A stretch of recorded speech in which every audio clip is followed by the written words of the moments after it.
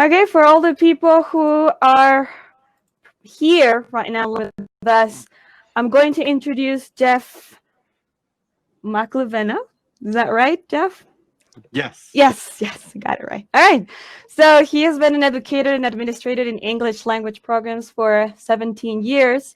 His experience includes working and living on 5 different continents, including work with the U.S. Peace Corps in the county of Georgia, 7 years with the American University of Iraq, 2 years as an English language fellow with the U.S. Embassy in Asunción, Paraguay, and many short-time outreach tours, workshops, and conferences. He holds a master's degree in education and innovation from Webster University in St. Louis.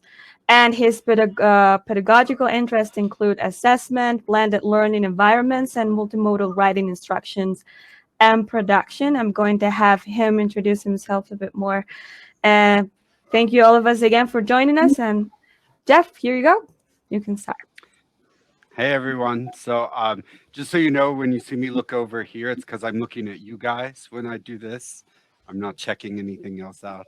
Um, but yeah, so today I wanted to present about standing assignments, which we'll define in a little bit. But basically, these are just thinking of assignments that we can use on a weekly basis or routinely for our students for asynchronous portions of our class.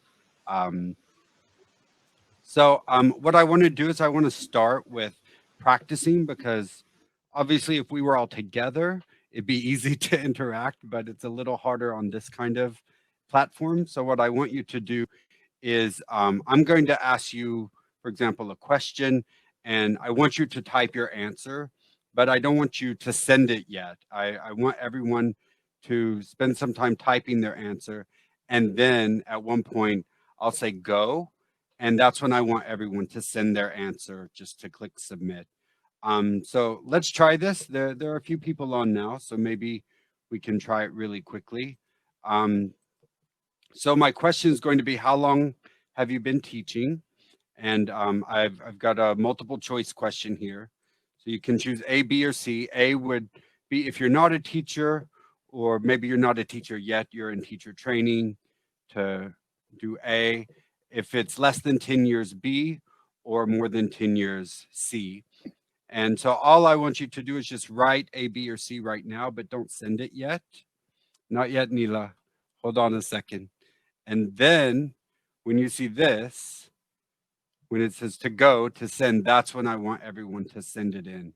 So then hopefully we'll get all of the responses at once. This one's just a practice, but I like to do this just so we get everything at once and we do have a chance to actually interact and see how you guys are doing.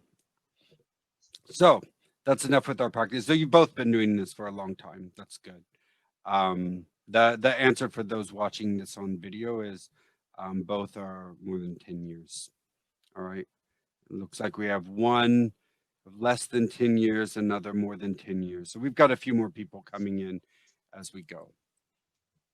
So just to tell you a little more about me, Karen did mention it earlier, but I do live here in New York. That's where I am now. I work at Pace University in our English Language Institute. So we do provide academic and other types of English training for international students predominantly. I'm the Associate Director of Academics here, so I do handle the curriculum. I handle the teachers, supervising the teachers, observations, just scheduling, all sorts of things having to do with the classes. Before that, though, I was an English language fellow there in Paraguay, as Karen also said. And I spent 2 years there. I spent time all over South America traveling. I went to Peru, I went to Bolivia, Argentina, Chile, presented in a lot of different places. I was also a specialist with a similar program in Angola. And earlier this year, I was a virtual specialist, which just means I did a presentation like this for the Relo Andes webpage. So if you're interested, the very first part of our presentation today is kind of a condensed, smaller version of that. So you can check the Relo Andy's webpage. You can search my name, and you can look up emergency remote teaching, and you can get a more expanded version of that. I have a lot of educational interests. One of them is blended learning, which is really useful now as we all have been forced into this with very little prep time. Innovative assessment is something I've always been interested in, ways of assessing learning, but outside of traditional exams, quizzes, things like that. And also just general instructional design, videos. She mentioned early multimodal learning, all kinds of stuff like that. So that's who I am. So I want to start with just kind of a general overview of online courses so we understand what we're talking about when we say online courses. I think it's really important to differentiate the difference between a planned online course that has been designed for that versus a sort of emergency remote teaching, which is what I mentioned earlier, where we all just jump in and do whatever we were doing in class. We try to just do it online without having time to prep and plan it. So some of the key features of online courses would be the fact that they are developed online to be online from the ground up. That makes a big difference in the kinds of activities we do, the way we present stuff, and whatnot. They do tend to be learning management specific. So that means, do you use Google Classroom? Do you use Schoology? Do you use Moodle? Do you use something else from your institution, whether it's a language school or a public school or a university? Um, when we plan classes, we do have to think about the system that they're going to be on. They can be self-paced, which is sort of a traditional asynchronous class where it's just open all the time and people can do activities whenever they're able. Also class-paced. This tends to be what we're leaning toward now with asynchronous teaching, where the class is all going toward the same deadlines, the same projects, the same outcomes on the same deadline. But the students have the opportunity to do it at their own pace within a time period. For example, within a week, they can do their assignments whenever they need to. And real time is for synchronous classes, of course. Where we can have group projects using LMS resources. That's the learning management system. Again, that's why one tends to be tied to the other. Learner activities and video content presentations. These are all distinguishing features of asynchronous classes. So I just want you to kind of think about all of these things together, how they all come together to make an online course. Here, the one I have in the middle here, English for Journalism, is an American English MOOC that you can actually access now for a good model of an online asynchronous course. So just to differentiate the terms very quickly, when I say synchronous, it means it's happening at the same time. This tends to be things like Zoom. Now it tends to be things like Zoom. Traditionally, though, when we had classes in person, they were synchronous classes. We all go there at the same time. The students and the teacher are meeting at the same time periods. Those are synchronous classes. Now they tend to be on Zoom or on Skype or on GoTo meetings. These types of platforms. There are lots of them now. When we're all meeting at the same time, sort of like we are right now. And we also have emergency teaching, which again is what we've all had to do over the last 6 months or so, where we try to mimic that in-person synchronous experience online. And what the presentation today is going to be about is trying to find ways to move away from that, but still be effective and communicative. So, of course, the opposite of a synchronous class would be asynchronous, of course. So that would be, it's not happening at the same time.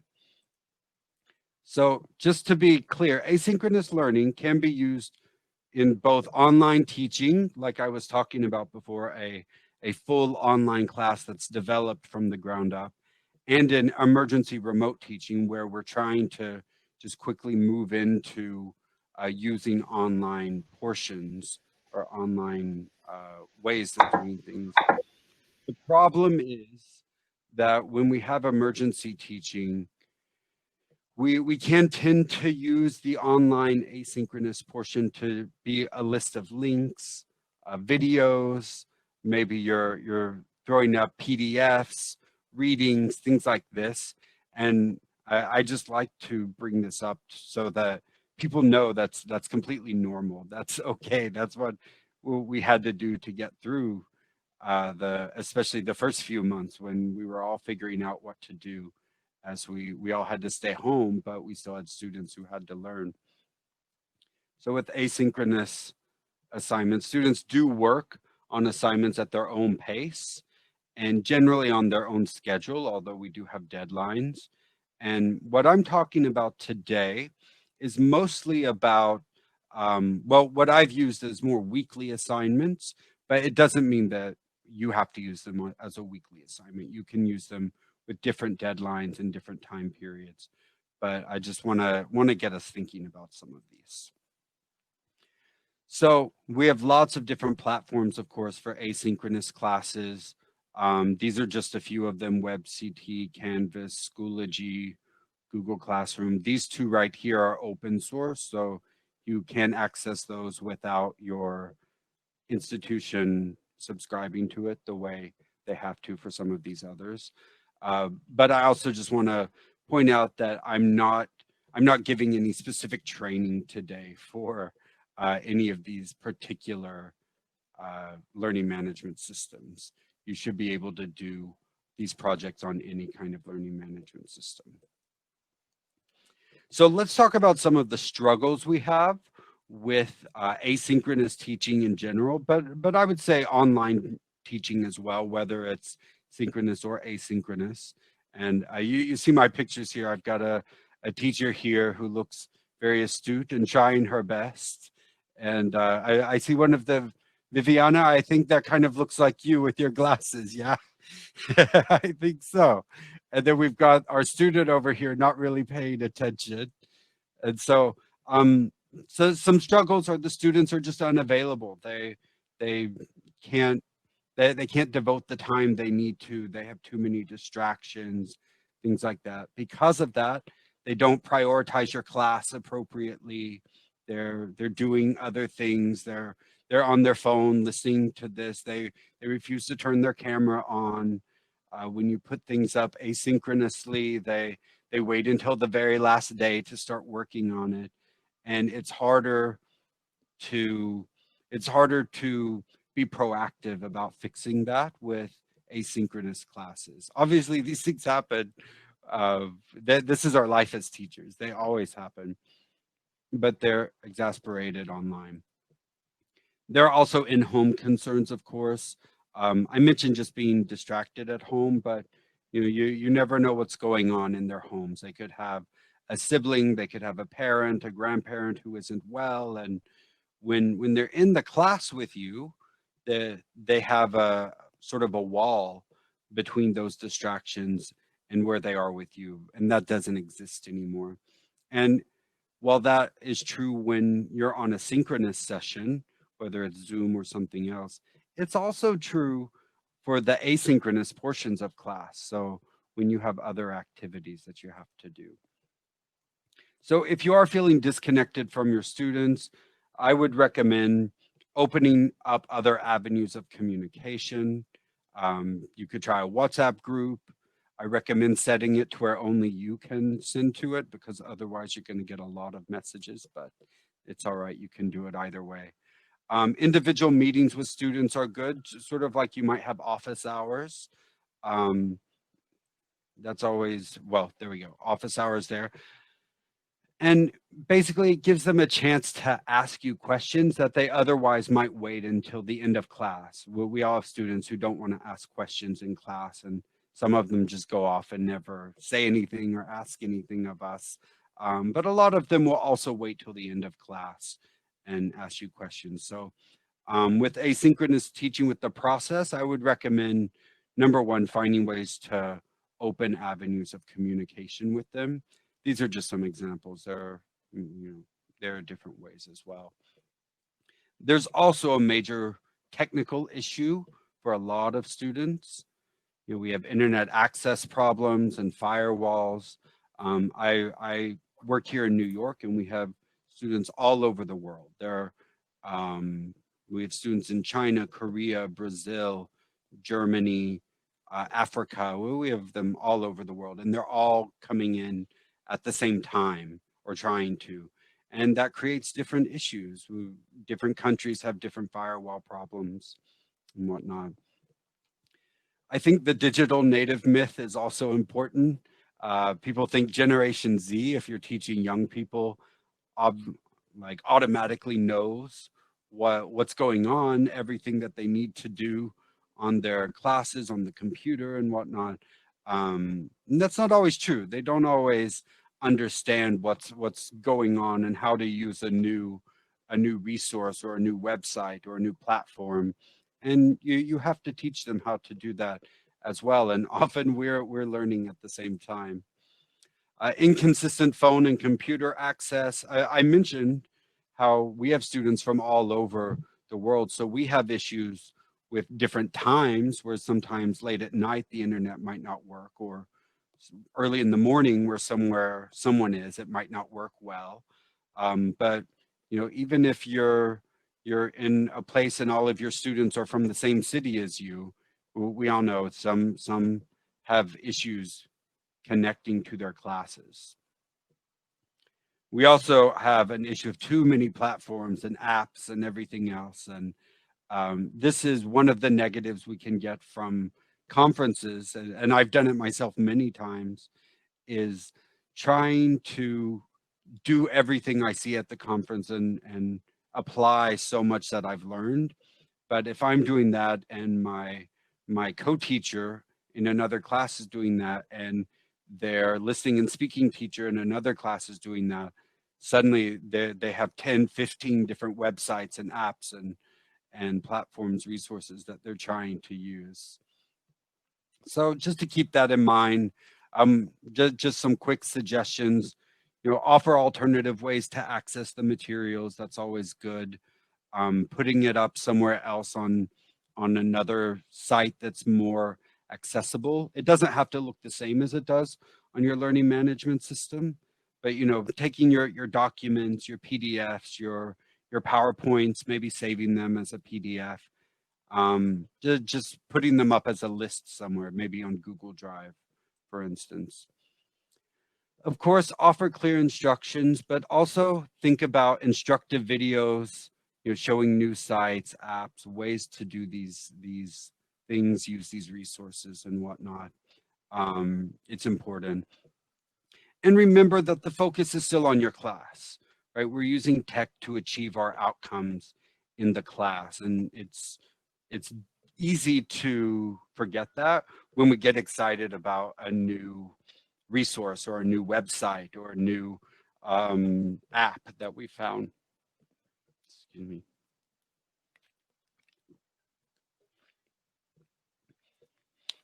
So I want to try time to type again, get you guys to talk to me. So just write in very quickly. You don't send it yet, but what do you struggle most with? So type it in, don't send it quite yet, because I want to again try to get everything all at once. So type an answer. What do you struggle most with?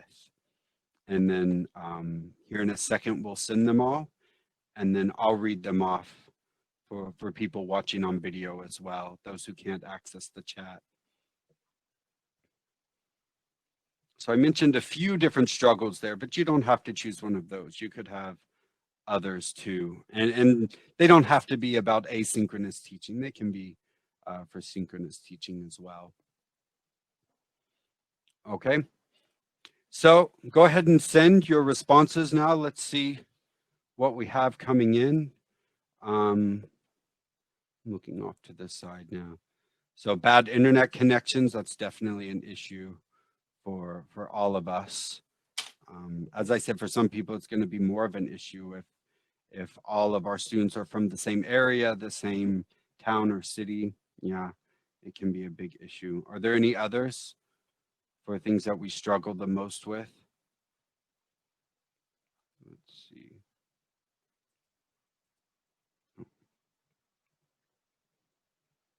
Video class explanations. Yeah, it, it's it takes time to learn how to present content well and to present it in a way that looks appealing and engaging, especially to young people who are used to watching highly produced TikTok and YouTube videos all the time. And I think as teachers, we feel that we want it to be as good as we can, and if it's recorded and it's going up there on a learning management system, for instance, we think that it has to be perfect. It has to compete with those things, but we don't necessarily feel the same way when it's in class because no one's going to look at it again. No one's going to see it again. So that's okay to understand that and to keep that in mind as we move on and do other things. And it doesn't have to be perfect, right? Engagement, yeah, of course. And hopefully I've got some other ideas here to help with engagement. All right, so let's move on. Communicative teaching, of course, the struggle with online teaching for what we do, the fact that we're all language teachers or in some way teaching language, maybe you're teaching something else in a different language, um, is when the class just isn't communicative anymore. How do you move back toward communication when your best resource now is just your textbook? And it's easy to just sort of fall back on that. So, for example, now students work individually at home, whereas we used to have them working together in class. The focus then can become just filling the time, finding ways to fill the time because we can't do fun activities as easily anymore. So you might put up worksheets online, maybe even auto-graded ones. You might fall back on textbooks again and reading. Students unwilling to participate and for synchronous classes showing their faces and whatnot. But what I want to talk about now is specifically, and we've been sort of talking about this throughout it, but I want to give a better explanation of what I mean by standing assignments and how we can work against some of those struggles. And so when I say that, as I said at the beginning, assignments that repeat over the term, and that could be for a whole semester, it could be for a whole year, some other term. We all teach different terms, our courses are different lengths that students are familiar with. So by doing this, it does relieve stress. It relieves the sort of unfamiliarity that we might have and that they might have with what they're doing. It can give us and them production opportunities, even with asynchronous classes. Um, Again, it's a way to move away from some of the less communicative stuff. For example, textbooks and whatnot that we have as a resource, but we don't want to fall back on too much when we've already lost a lot of time. For many of us, we've lost a lot of time, synchronous time and whatnot. It also adds student choice to assessment, and student choice, of course, is very important. And it's something that we all struggle with as teachers because we have a set number of outcomes that we need them to achieve at the end of the term, and that's true whether you're teaching A1, A2 level students or whether you're teaching university level B2, C1 students. We all have outcomes that they need to achieve. And standing assignments, they can be formative or summative. Of course, we could do a whole presentation on formative and summative assessments, but what I mean here is that you can use them both to inform them of what some of their issues are and what they're doing well and what they can work on. That's what I tend to use these for. But they can also be summative, particularly if you come up with an assignment that you've broken up into parts over the term. And let's say each week on Saturday, some part of that is due, and they know exactly what they need to do at the beginning of the week or at the beginning of the term, even, and how to go through with that. It also can ensure a better use of time and resources, particularly for those of us who do have a lot of asynchronous time. We were able to use that in a more productive way. So when I say relieve stress, what do I mean? Here, I think we can all imagine a lot of our students looking like this these days, maybe with fewer books around, but certainly with the laptop there. So keep in time, asynchronous, or keep in mind, I'm sorry, asynchronous time is less guided than synchronous time, right? So again, they have more distractions. They might put off doing it because they don't have a specific time they need to be on to do it. And they don't have you right there to ask questions. They don't have their fellow students around to ask questions. So it can become very stressful when a new assignment or a new type of assignment goes up that they're supposed to do on their own time. Notice that students do feel stress when they feel like they have to figure something out on their own. It feels very stressful to them, and they don't know that sometimes they don't know how to go about figuring it out. Some of them will email you immediately. I get a lot of those, but some will just sort of give up and not even try, or just wait until the last second or last hour, depending on the assignment, and do it. And by doing these kinds of assignments, we can add routine and familiarity without monotony. So let me give you an example of what I mean. Here, the example would be journaling. I use this because a lot of language teachers have used journals in your class. So first, I'm wondering about journals in your in-person classes. Have you tried using journals in your in-person class? Just type yes or no, and then go ahead and send it, and we'll look at them. We have couple of no's.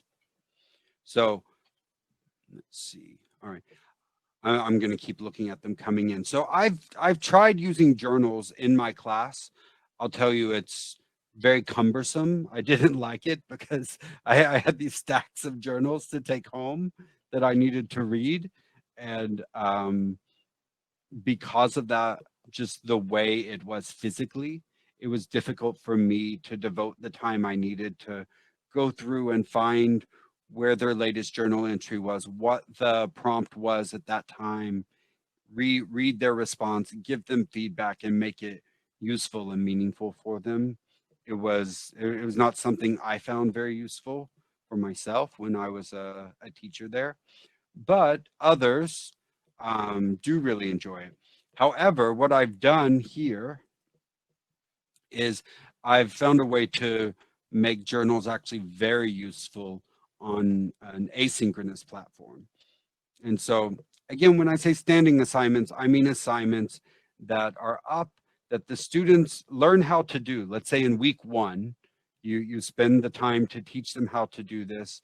In this session, I would teach them how to go about finding where they're supposed to submit the journals, where I put the prompt each week, how they submit it, what I expect of them. You know, I think my requirement is 200 words or something. That's because our learning management system gives a word count. You figure out the parameters, you figure out how to do it, and you spend the time, you devote the time at the beginning of the course to teach them how to do it. And then I set it up to where it opens each week. It has a new prompt. And this obviously isn't interactive here on the right, but you can see the different prompts I've given. They tend to be fairly general prompts because I want them to use it and be able to have a choice in the matter and what they're writing about. So starting thoughts, funny occurrences, can be any story, from their past or from, I believe I asked for a story from a holiday, something like that. Swank movies, that's just a movie platform we have for our students here. It could be any movie platform that you're giving. Politics, of course, is huge here in the US right now, especially some very big news coming across today. Inspiring women, a great lecture. So the point is not the topics here, but understanding that when I choose these topics for the journal, I'm choosing something that they can still have a lot of choice in. I'm not telling them to write a story about their Christmas when they were 9 years old.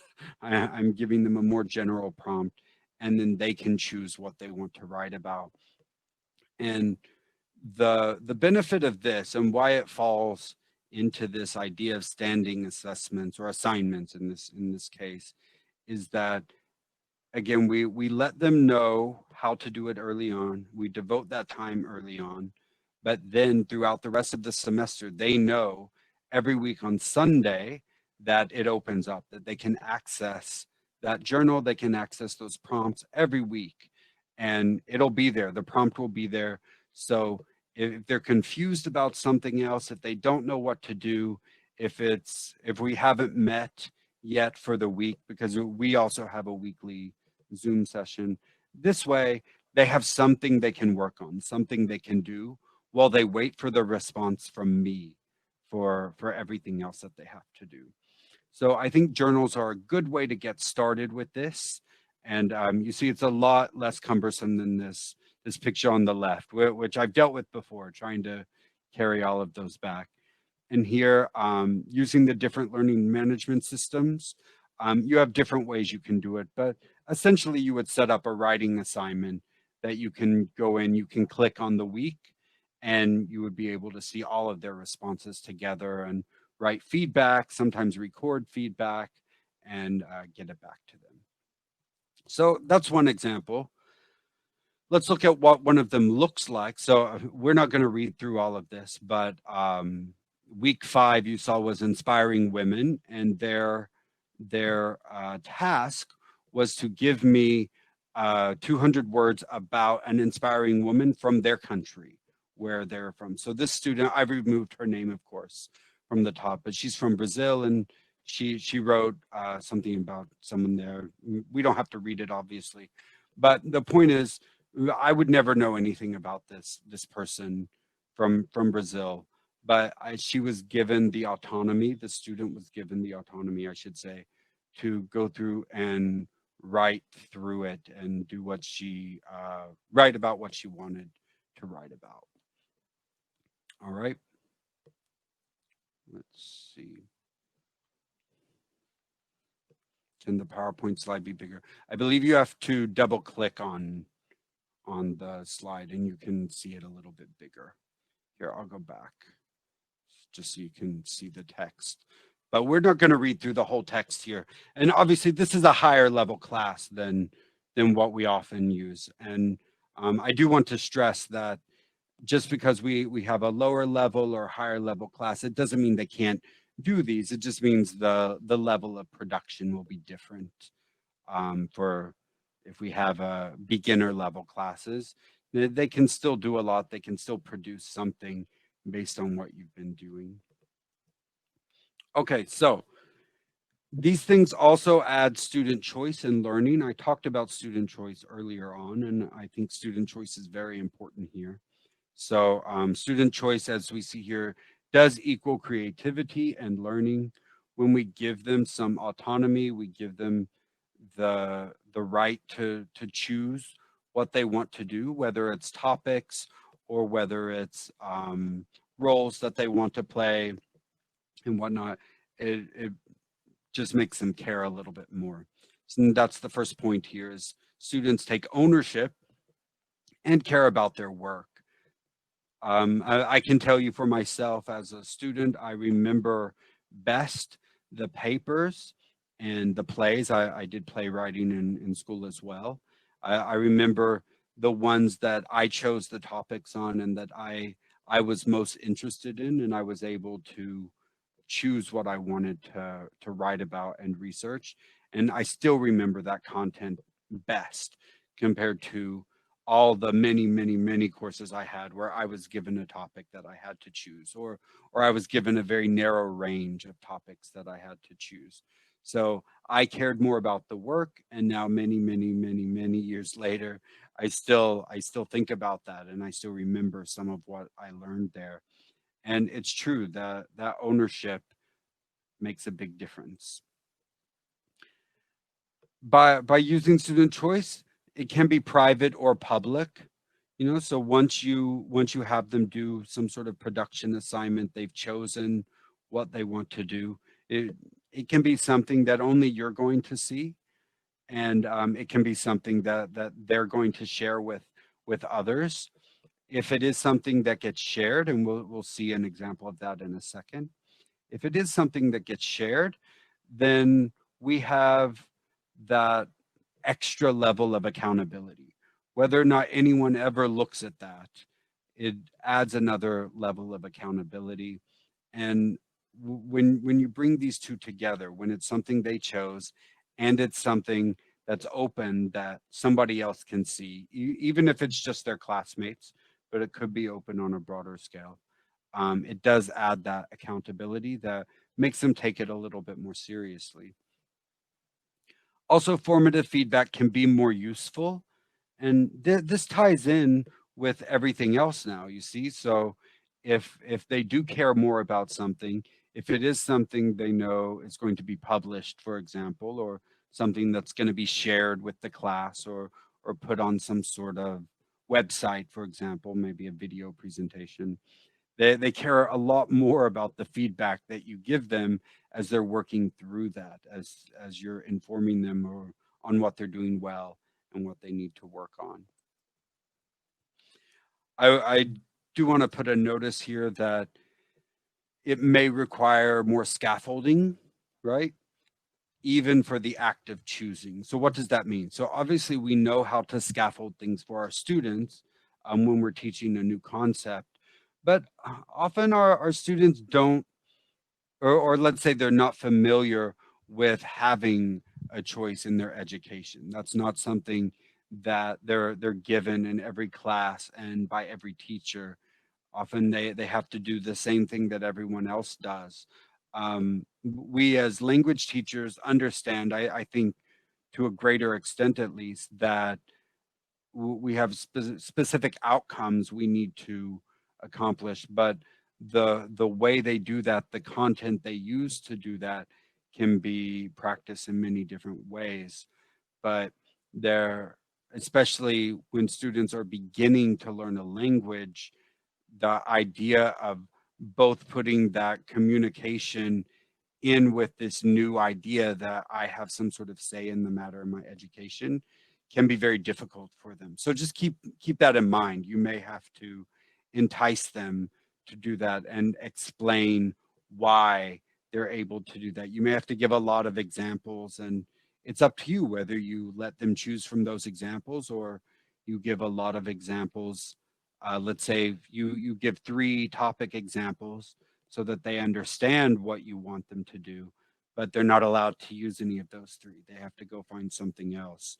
And a lot of students will say, "Well, can't I just use one of those 3?" And it's okay to say no, but understand that it's a new thing for them, for some of them. All right.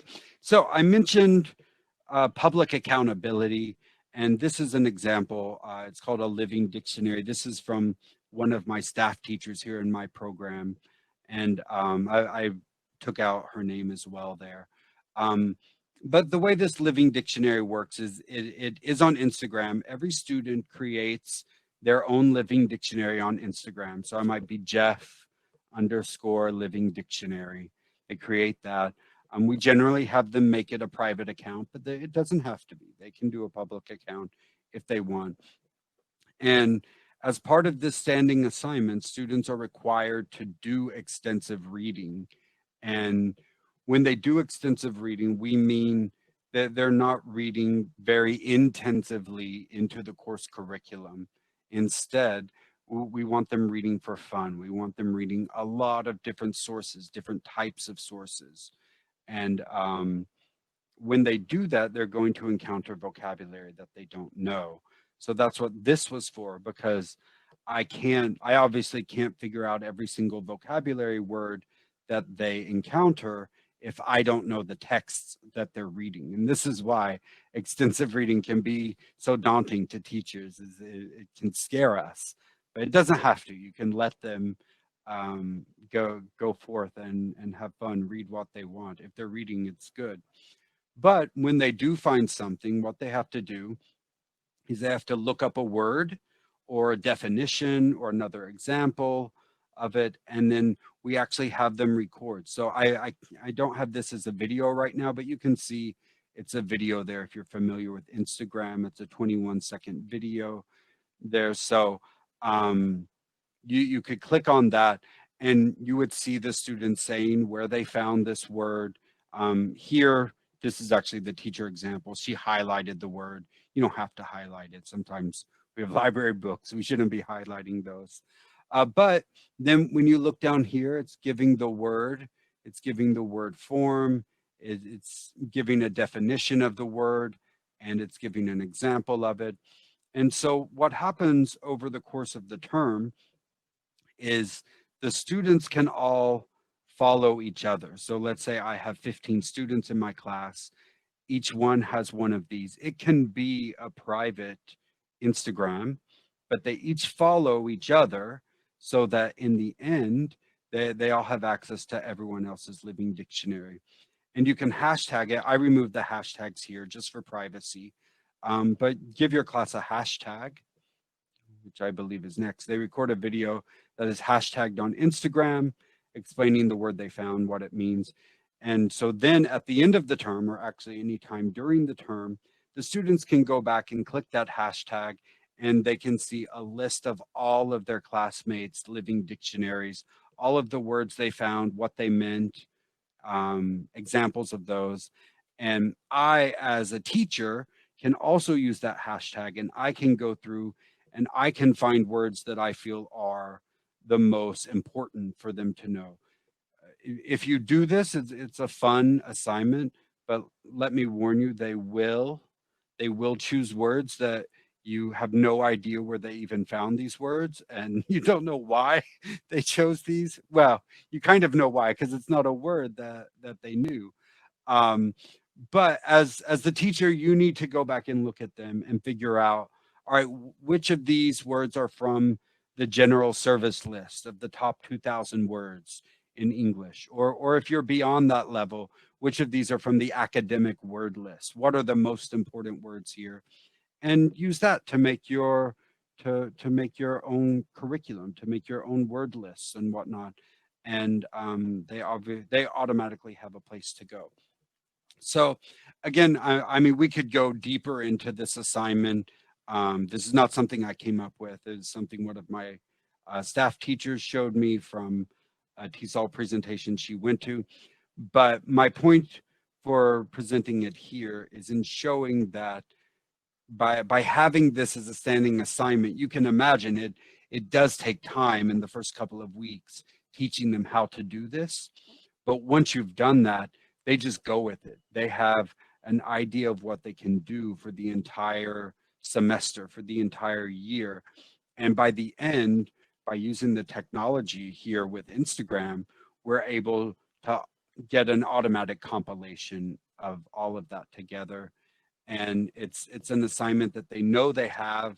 It's something that's always in their minds when they're reading. It's something they're always looking for when they're reading, because they know they need to do, let's say, 1 or 2 or 3 of these a week, depending on how long your class is. So I mentioned formative or summative assessments and how standing assignments can be used for both. So for this, I've mostly shown opportunities for formative and individual assessment.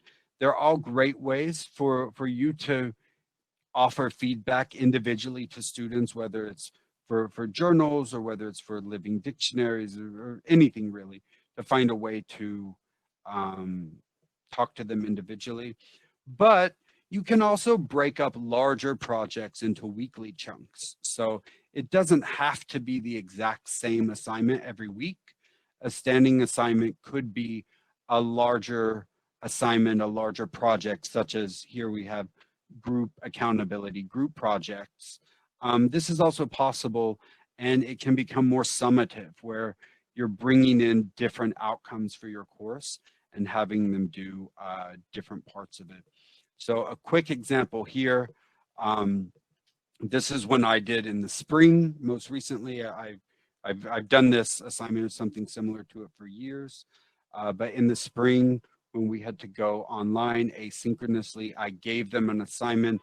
I put them all in groups of 4, and each person was given a different role for what they were supposed to be doing in the presentation, and they were actually video presentations.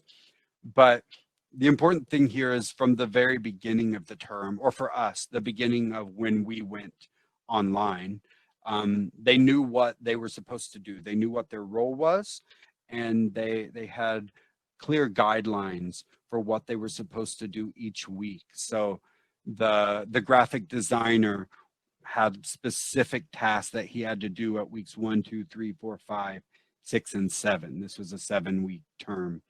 The audio technician had clear guidelines of what she was supposed to do, and and you'll see there are different titles for each, and that's only because one was about the content, what they were supposed to be doing, and the other was about the technical side of the video presentation.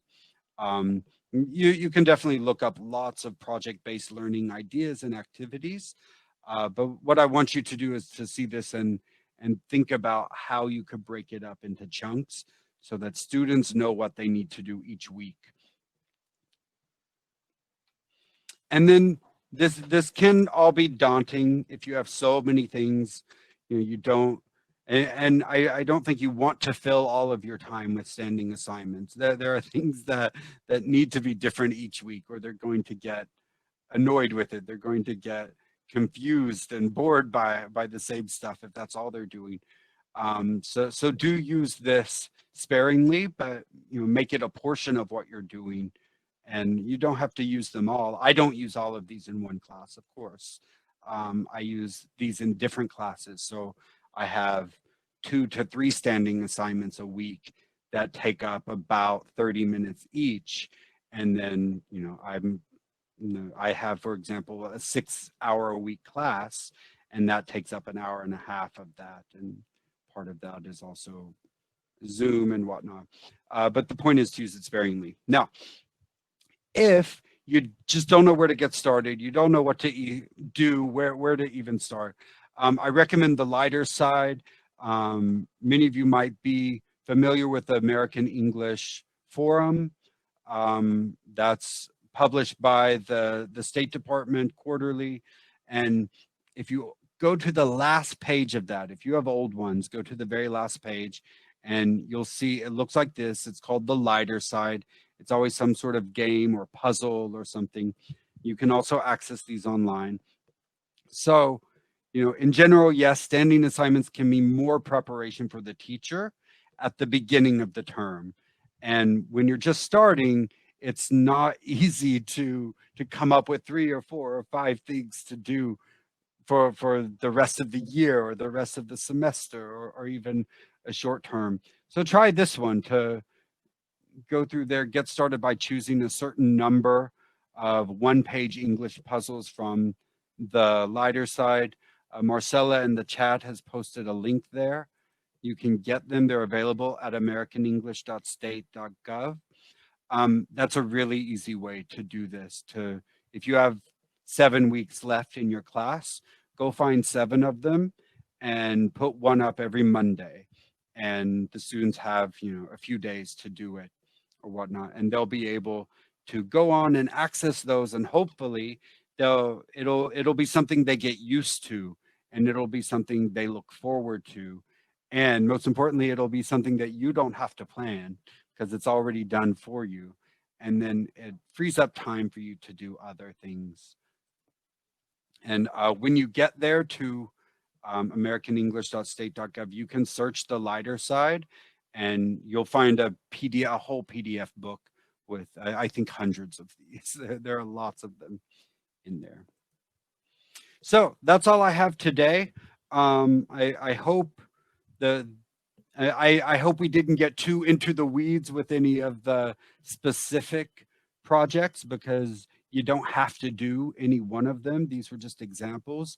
My real my real sort of broad takeaway from this is that I want you to think about what you can do. What are activities you can do that can repeat every week, that the students can learn to do early on, but there's some student choice every week. It's differentiated to some extent each week, and they're able to feel a little less stress about that. So hopefully it'll free up some time for you to get toward some of your other outcomes that you need to do. And this is a way to get them to produce and to get you to give feedback. So, any questions now? Yes, you're good. Well, Am I thank you. That was a over? Okay. very, very interesting presentation. I encourage all of the attendees to please submit your questions in the chat room if you have any.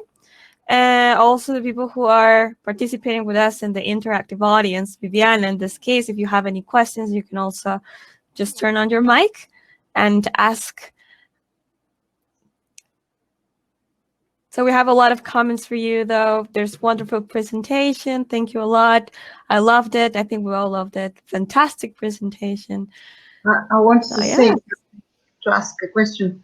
How do you guide your students when they have to present a project? Do you have any layout or examples you expose to them?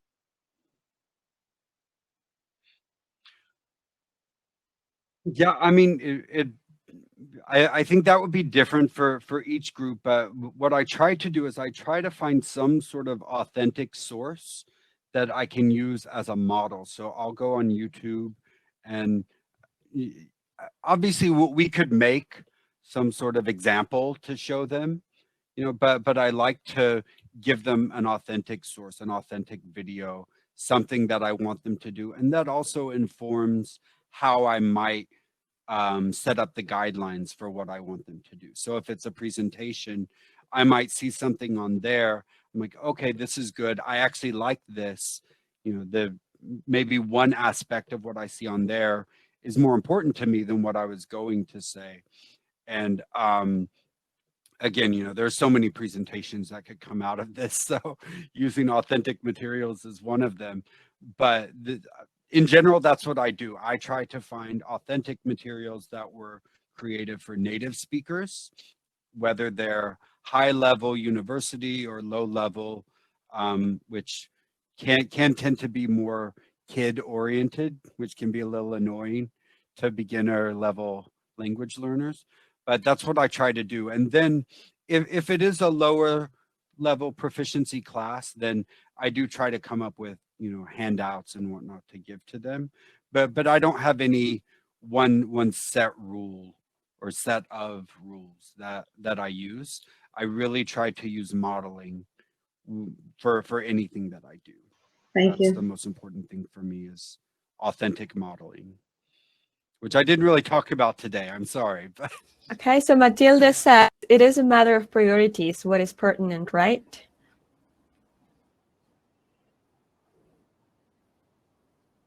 yeah, especially if we're looking at modeling and figuring out what we want them to do, there can be, when we're not using materials that are specifically made for our group of students, so we're not using the textbook materials and whatnot, yeah, you definitely have to think about what they're actually seeing, and you have to find a way to. I do have a question, though.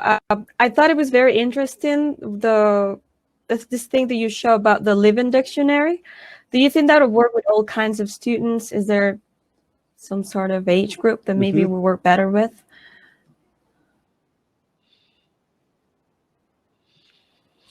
Yeah, I mean, I think it would work with all kinds of students, like mm, I'm trying to think where it would be.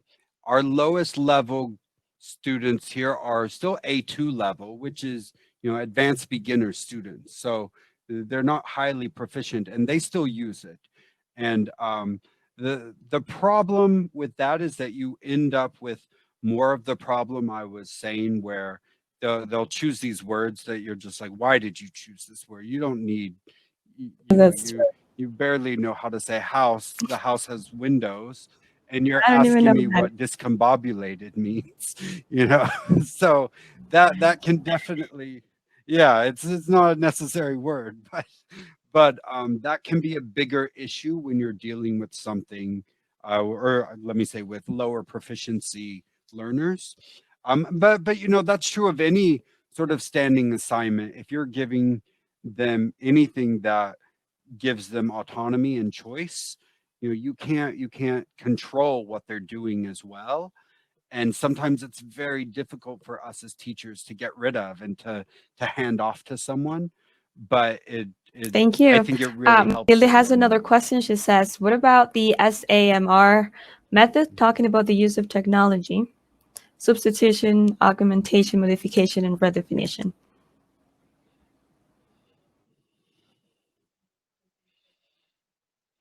Yeah, I mean, that can work as well.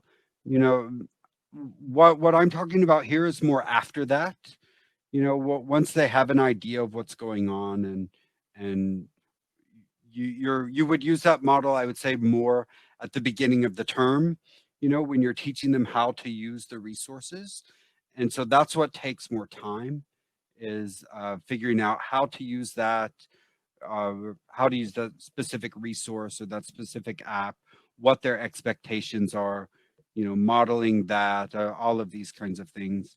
And once you get through that, and it might take a couple of weeks and a couple of tries, then they should have that down pretty well. And the more complex your standing assignment is, the more that model can come into play, and the more All useful right. that model will be. Is there any other question that maybe the audience would like to ask? If not, remember that you can always download the handout for this session by clicking in the upper part of your screen in the chat room. This is a link that is shared by Rachel Martin, so you can download the presentation so you can have it. And if there's no other question, maybe some finishing words from you, Jeff, you would like to say to the people here.